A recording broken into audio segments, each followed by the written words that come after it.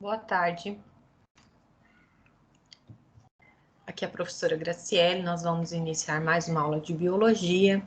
Na semana passada, nós trabalhamos a questão do agrotóxico, né? E as consequências na saúde.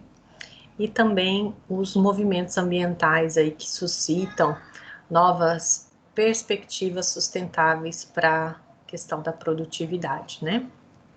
Bom, nesse mês de outubro, a gente vai começar a trabalhar uma nova habilidade de foco, onde nós vamos aprender mais sobre a saúde humana, tá? Então, hoje, no bloco 1 do segundo ano, nós vamos estudar anatofisiologia humana. O que é isso? É a junção das palavras anatomia e fisiologia, tá? Então, anatofisiologia. E aí eu peço que vocês acompanhem aqui na tela, né, o material de outubro. Essas imagens e o texto foram retirados do site mundoeducação.ol.com.br, tá? Bom, vamos lá. Então, a anatomia é a parte da biologia responsável pelo estudo da constituição dos organismos multicelulares, ou seja, sua estrutura e organização, tanto internas quanto externas. Essa ciência está intimamente ligada à fisiologia, já que esta é responsável pelo estudo das funções do organismo. Então, anatomia vem do estudo de peças anatômicas, do formato, tá? Então, a gente estuda o quê? A gente estuda a estrutura dos órgãos, tá? Tanto interna quanto externa. Também estudamos dentro da anatomia a estrutura dos tecidos que compõem esses órgãos, tá? E a fisiologia vai responder para a gente como essas pequenas unidades funcionam, tá? Então, para a gente poder compreender muito bem a relação entre anatomia e fisiologia, é importante que a gente tenha esse entendimento de que são ciências complementares. Então, estudar só anatomia não nos dá uma dimensão real, né? Genuína do funcionamento do nosso corpo, tá? Assim como o contrário, se a gente estudar só a fisiologia e a gente não souber a anatomia, nós não vamos saber aonde está localizando aquele processo metabólico. Então, por isso eu fiz questão de juntar a anatofisiologia humana. Claro que o estudo aprofundado dessas áreas envolve cursos inteiros, né? Então, vários cursos da saúde aí desenvolvem o estudo da anatofisiologia ao longo de 5, 6, 7 anos ou até mais, né? Então, o nosso foco aqui é bastante introdutório, né? Nós vamos fazer um estudo introdutório sobre anatofisiologia. Então, a gente vai começar entendendo os níveis de organização do corpo humano. Vamos lá. O corpo humano é uma máquina perfeita que funciona a partir da atuação conjunta de diversos sistemas. Assim como todos os seres vivos, com exceção dos vírus, os seres humanos possuem seu corpo formado por células, que formam tecidos, os quais formam órgãos, que, por sua vez, formam sistemas. Então, esses são os níveis de organização. Então, vamos imaginar, né, um indivíduo, como eu, como você, né, multicelular, então formado de 2 ou mais células. Nós temos 1 zilhão de células, 1 xixilhão de células, né? Então, o nosso corpo, ele pode ser separado, segmentado em estruturas menores. Tá? Essas estruturas que compõem o nosso corpo se chamam sistemas.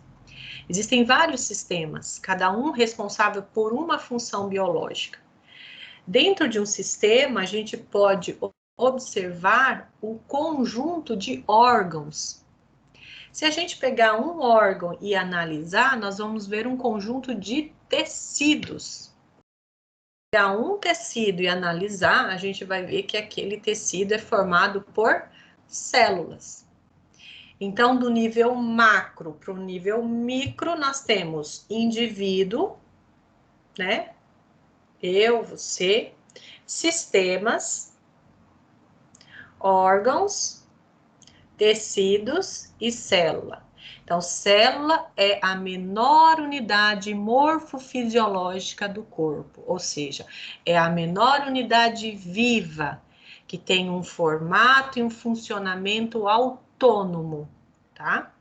Mas não é independente. Então, vamos dizer assim, que a célula, ela funciona sozinha, mas não de maneira solitária. Então, a célula, ela se comunica com outra célula, tá?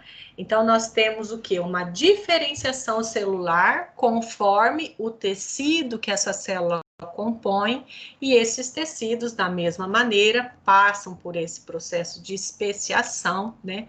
Aliás, de especialização, onde cada tecido vai se comprometer a uma função biológica, dando então formato a um órgão. Cada órgão se compromete, por sua vez, com uma função biológica e juntos de outros órgãos que estão com a mesma função, com o mesmo objetivo, vão ajudar a suprir todas as necessidades metabólicas de um sistema, e o sistema, junto com outros sistemas, formam o corpo humano, tá?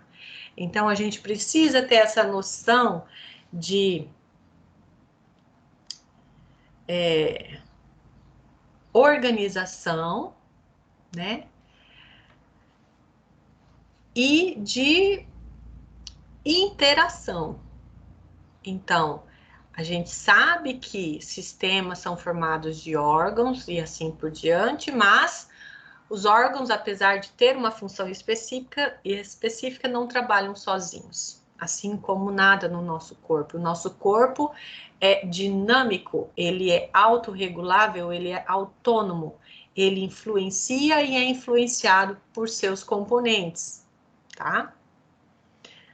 Continuando a análise aqui do texto instrucional, temos níveis de organização do corpo humano. Quando analisamos o corpo humano, verificamos que ele é formado por células, as unidades funcionais e estruturais dos seres vivos.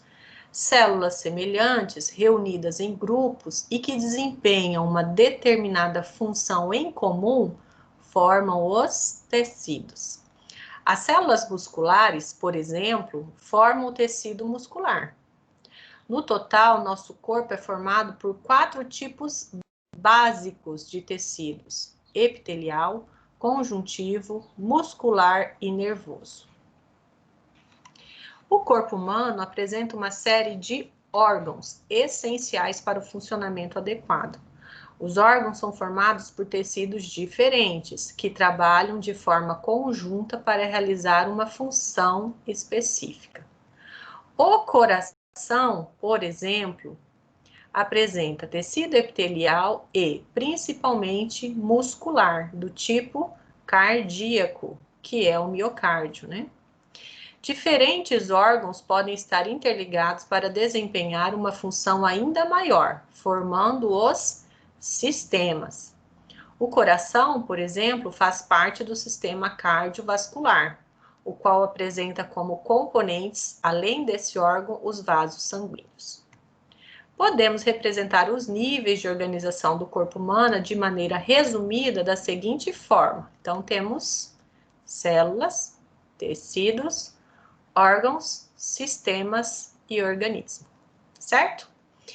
Aqui nessa imagem, nós temos o corpo humano e sendo evidenciado algumas estruturas, alguns órgãos, tá? Então, vamos começar daqui, ó. Tireoide, timo, fígado, estômago, pâncreas, intestinos, temos o intestino delgado, o intestino grosso, Aqui temos o sistema reprodutor feminino ou masculino, sistema excretor, que fica nessa região. Então, temos aqui, ó, rim, ureteres, bexiga e uretra. E aqui, pulmões, tá? Essa parte aqui já é a traqueia.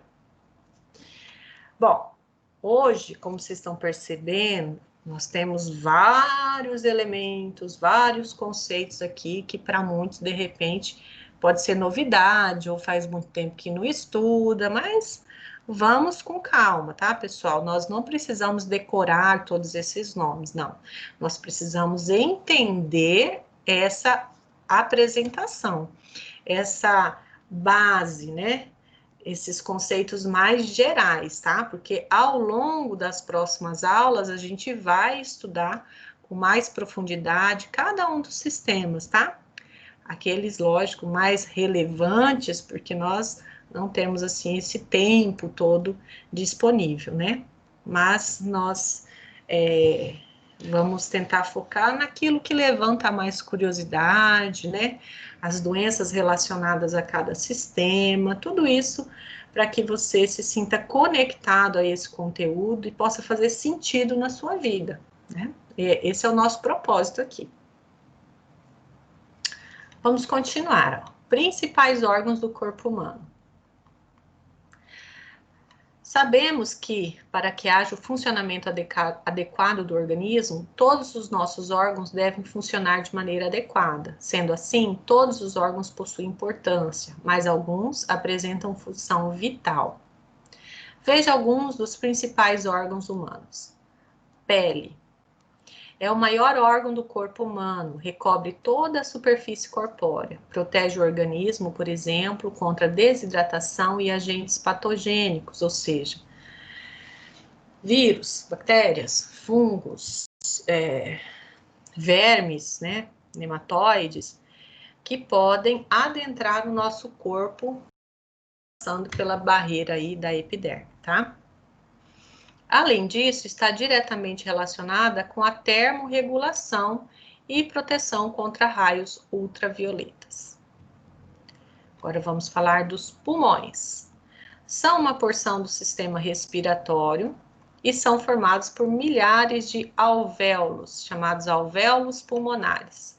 São pequenos grumos, né, de tecido pulmonar, aonde ocorre a troca gasosa. Então, quando a gente inspira, a gente traz para dentro da nossa traqueia, brônquios, bronquíolos, alvéolos pulmonares, está dentro do nosso pulmão, tá? A gente está trazendo o quê? Gás oxigênio. Esse gás oxigênio, ele é ar, né?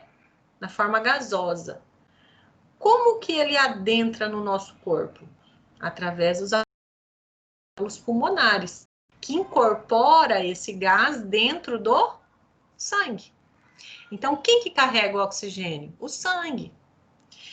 E neste momento, onde o oxigênio penetra no sangue, tornando esse sangue um sangue arterial, o sangue que está cheio de gás carbônico, chamado sangue venoso, preenche aquela mesma bolsa, aquele mesmo alvéolo pulmonar e expulsa quem? O gás carbônico. Então, olha só que interessante, né? A gente não precisa tomar consciência disso. Isso acontece naturalmente, ainda bem, né? Então, essa mobilidade dos gases, né? Essa troca gasosa se dá a partir dessa estrutura bem pequena que compõe os pulmões, chamados alvéolos pulmonares, tá? Então, pulmões são 2 órgãos esponjosos e formados por vários alvéolos pulmonares. Os alvéolos são espécies de pequenos sacos que estão na ponta dos bronquíolos e neles ocorrem as trocas gasosas.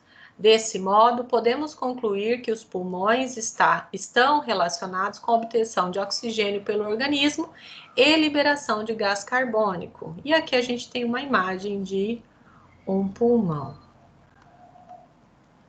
Vamos falar agora do pâncreas. Olha aqui o pâncreas, ó. Esse órgão produz o suco pancreático e garante a produção de dois hormônios, insulina e glucagon. Tanto a insulina quanto o glucagon atuam garantindo a manutenção dos níveis adequados de glicose no organismo, de açúcar, né? Entretanto, agem de maneira contrária, tá? Enquanto a insulina reduz os níveis de glicose disponível no sangue, o glucagon garante o aumento desse nível.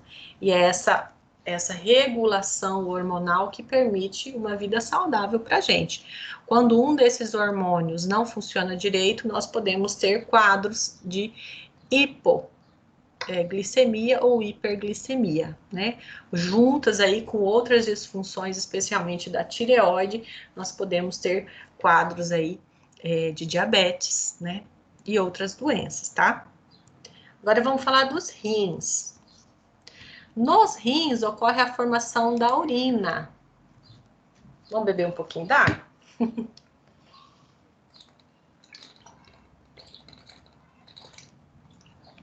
Bom, essa água que eu acabei de ingerir, ela vai passar pela minha garganta, né?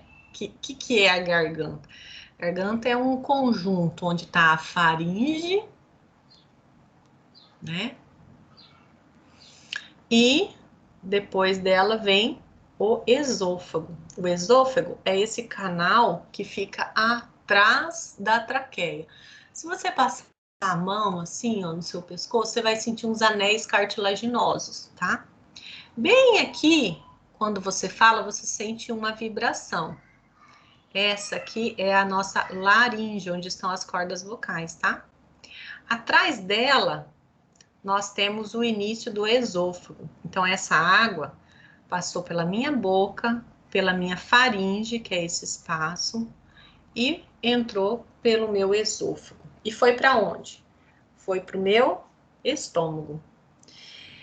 Depois do estômago, ele foi para o meu intestino delgado, para o meu intestino grosso, e parte dessa água foi liberada na forma de fezes. Parte dessa água entrou na minha corrente sanguínea e esse sangue foi circular por todo o meu corpo. No caminho de volta desse sangue, ele passa pelos meus rins, onde acontece uma filtragem desse sangue. E o excedente de água, junto de outros materiais, outros excretas, ficam armazenados na minha bexiga e eu libero pela minha uretra. Então, gente, a urina é um indicador de como está a tua saúde, de como está o nível de hidratação, de como está o nível de toxinas, né? Por isso que a gente faz exame de urina. A gente faz exame de fezes, a gente faz exame de sangue, são os exames básicos, né? Então, nesses materiais circulantes do nosso corpo, a gente encontra várias respostas para a nossa saúde. Então, a dica de hoje é: observe a cor da sua urina. A cor normal da urina é um amarelo claro, tá? E um cheiro bem fraquinho. Se tiver qualquer outra diferença de cor, aspecto, textura, cheiro, é importante você procurar ajuda médica, tá? Vai até o posto de saúde ou procure o seu médico no particular, enfim. Procure assistência, tá? Então, o rim é um órgão que apresenta o formato de feijão, mas ele é grande, bem maior do que um grão de feijão, né? Sua função é garantir que o sangue seja filtrado e a urina seja formada. Cada rim apresenta duas regiões bem marcantes, o córtex e a medula renal. Agora vamos falar do estômago. O estômago é um órgão pertencente ao sistema digestório e onde são secretadas enzimas e também hormônios. As enzimas, pessoal, elas têm a função metabólica de tesouras bioquímicas, tá? Então, as enzimas digestivas, elas fazem o quê? Elas quebram macromoléculas, né? Então, quando a gente se alimenta, esse alimento ele é mastigado e ele é quebrado quimicamente. Então, existem moléculas de vários tamanhos. As macromoléculas, né? Elas precisam dessas tesouras bioquímicas, são chamadas enzimas, para quebrar em blocos bem menores. Aí sim, esses blocos químicos pequenos, né, vão conseguir entrar dentro da corrente sanguínea e se dissipar pelo corpo, ajudando a construir e reparar novas células, novos tecidos, né, e assim por diante, tá, gente? Ele se destaca por ser uma porção dilatada do tubo digestório e apresenta como função principal a transformação do bolo alimentar em quimo pela ação do suco gástrico. A digestão química de proteínas inicia-se nesse órgão. Então, proteínas são macromoléculas, né, formadas de aminoácidos. Então, é a carne, é o ovo que você come, né? Esses alimentos são ricos em proteínas. Não é que tem só proteína nesse alimento, não. Tem um alto índice de proteína, tem outras substâncias químicas, né? Que outras substâncias, professora? Eu estou falando de glicídios, né, que são os carboidratos, os açúcares, né? Eu estou falando de ácidos graxos, né, que são as gorduras, proteínas, carboidratos. Deixa eu ver se eu estou lembrando de todos os grupos bioquímicos. Água, proteína, carboidrato, lipídios, né, que são os ácidos graxos, e sais minerais. Eu acho que esses são os grupos principais, tá? Então, todos os alimentos têm um pouco de cada um desses componentes químicos, só que alguns alimentos, eles são fonte de grande quantidade de uma determinada composição química. Por exemplo, a carne, ovo e leite são grandes fontes de proteína. Então, quando você ingere proteína, é lá no seu estômago que essa proteína começa a ser digerida. O que significa ser digerida? Significa ser quebrada quimicamente. Quem faz isso? As enzimas digestivas, tá, pessoal? Bom, intestino delgado é também um órgão do sistema digestório. Ele possui aproximadamente 5 metros de comprimento e é dividido em 3 porções: duodeno, jejuno e íleo. No intestino delgado ocorrem as etapas finais de digestão dos alimentos e a absorção de grande parte dos nutrientes. Por isso, as nossas tripas, né, que é o intestino delgado, intestino fino, né, são cheios de vilosidade, cheio de microvilosidades também, para aumentar a área de absorção desses nutrientes, tá? Claro que conforme o tamanho do indivíduo, vai ter mais ou menos do que 5 metros, né, de intestino delgado. Vamos falar agora do coração. O coração é o órgão do sistema cardiovascular que garante o bombeamento do sangue para diversas partes do corpo. É um órgão musculoso do sistema cardiovascular que apresenta como função o bombeamento do sangue pelos vasos sanguíneos. O coração humano apresenta 4 cavidades, 2 átrios e 2 ventrículos. Essa parte de cima do coração estão os átrios, tá? E a parte de baixo, um pouco maior, estão os ventrículos. E o que separa eles é o que a gente chama de válvula ou válvulas, que impedem o refluxo do sangue dentro do coração, tá? Todos esses órgãos, essas estruturas, né, a gente vai estudar com mais calma ao longo das próximas aulas, certo? Vamos conhecer aí os principais sistemas do corpo humano? Aqui nessa imagem a gente tem, né? O que será que mostra cada uma dessas imagens, hein? Vamos lá, essa primeira imagem aqui mostram veias, né? E mostram artérias, né? Geralmente as artérias sempre são pintadas de vermelho, porque é onde passa o sangue arterial, que é o sangue rico em oxigênio, tá? Temos aqui o coração, né? E em azul, geralmente a gente tem as veias, vênulas, né? Que são subdivisões de veias, né? E as artérias se dividem em arteríolas, tá? Então, em azul, as veias ficam com essa cor porque o sangue ele fica mais azulado mesmo, porque o sangue é venoso, o sangue é rico em gás carbônico, tá? Então, aqui a gente pode descrever o sistema cardiovascular, certo? Nessa primeira imagem aqui. Nessa segunda imagem, a gente tem o quê? Os nervos, né? Os nervos e aqui o encéfalo. Então, a gente pode dizer que este rapaz ou moça aqui, né? Tá representando o sistema nervoso. E aqui, a gente tá vendo a parte aérea, né? Faringe, e a gente vê aqui laringe, que é onde está o pomo de Adão dos homens, né? Onde estão as cordas vocais, a traqueia,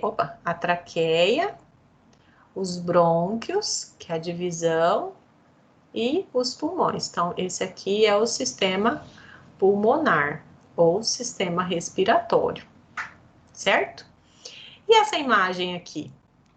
A gente pode observar facilmente que trata-se do sistema digestório, né? Antigamente chamado sistema digestivo também. Então, aqui a gente tem a parte aérea, né? Onde vai estar a boca, os dentes, né? A língua, tudo isso faz parte do sistema digestório. Aí temos a faringe, o esôfago, o intestino, o fígado, o estômago, e aí temos glândulas anexas que não estão aqui, mas a gente vai estudá-las também. Então, esse aqui, sistema digestório. E esse aqui, pessoal, tá mostrando o quê? O esqueleto, né? Então, a gente pode mostrar como sistema esquelético ou sistema locomotor, tá? Esse aqui, ó, a gente pode falar que é o sistema locomotor também, né? Ou sistema muscular, porque evidencia os músculos, né? Músculos e tendões, né? Que é um tecido que conecta o tecido muscular junto com as articulações. Muito bem, então a gente vai fazer a leitura aqui da característica de cada um desses sistemas de maneira bem breve, tá? E logo a gente já encerra a nossa aula.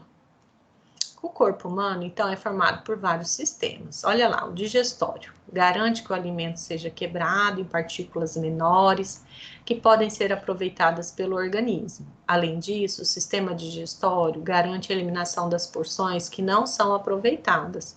Fazem parte desse sistema a boca, faringe, esôfago, estômago, intestino delgado e intestino grosso. Ainda faltou colocar aqui, né, o reto também, né? Cardiovascular. Garante a distribuição de oxigênio e nutrientes pelo corpo. Fazem parte desse sistema o coração e os vasos sanguíneos, que são veias, vênulas, artérias e arteríolas. Sistema respiratório. Garante a realização das trocas gasosas, ou seja, a absorção de oxigênio e a eliminação do gás carbônico. Fazem parte do sistema respiratório, nariz, faringe, laringe, traqueia, brônquios, bronquíolos e alvéolos pulmonares, que forma, né, os pulmões, tá? Sistema excretor. Está relacionado com a eliminação da urina, garantindo que substâncias em excesso ou produtos tóxicos do metabolismo sejam eliminados. Fazem parte desse sistema os rins, ureteres, bexiga e uretra. Sistema endócrino Esse nome é um pouco difícil, né? Mas nada mais é do que o sistema hormonal, tá? Está relacionado com a regulação química das atividades do nosso corpo. Várias glândulas compõem esse sistema, tais como ovários, testículos, hipófise, tireoide, pâncreas, suprarrenais. Reprodutor. Está relacionado com a nossa reprodução. Então, nas mulheres, os órgãos principais que produzem os gametas são os ovários. E nos homens são os testículos. Então, nós temos uma imagem aqui que mostra, né, as partes do sistema reprodutor feminino e as partes do sistema reprodutor masculino. O sistema reprodutor está relacionado com nossa reprodução e apresenta diferenças entre homens e mulheres. Agora vamos falar do sistema nervoso. Está relacionado com uma série de atividades importantes no corpo, como a coordenação, memória e percepção de estímulos. Fazem parte desse sistema o encéfalo, medula espinhal, nervos e terminações nervosas. O encéfalo é uma das partes do sistema nervoso. O cérebro é uma parte do encéfalo. Isso tudo a gente vai ver com mais detalhes. Sistema tegumentar, ou seja, é o sistema que protege o nosso corpo, a nossa pele, né? Que tem vários tecidos que compõem a nossa pele, né? Nós temos o epitélio, a epiderme, a derme, a hipoderme, tá? Então, é formado pela pele e derivados, tais como pelos, unhas e glândulas, as glândulas sudoríparas, né? As glândulas sebáceas.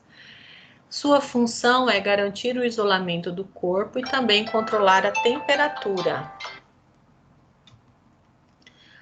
Está acabando, tá, pessoal? Agora, o esquelético.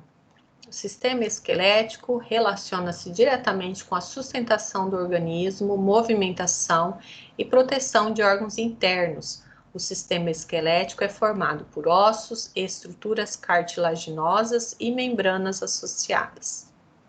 E o último sistema é o muscular, que é formado pelo conjunto de músculos e está relacionado também com a movimentação e a contração de órgãos, certo? Muito bem. Agora eu peço então que vocês acessem, né, na aba Tarefas, as atividades do bloco 1, respondam e depois respondam a avaliação, certo?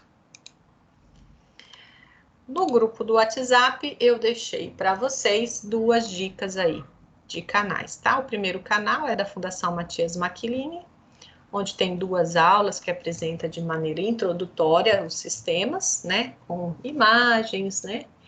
Então, essas duas aulas aqui, módulo 1 e módulo 2.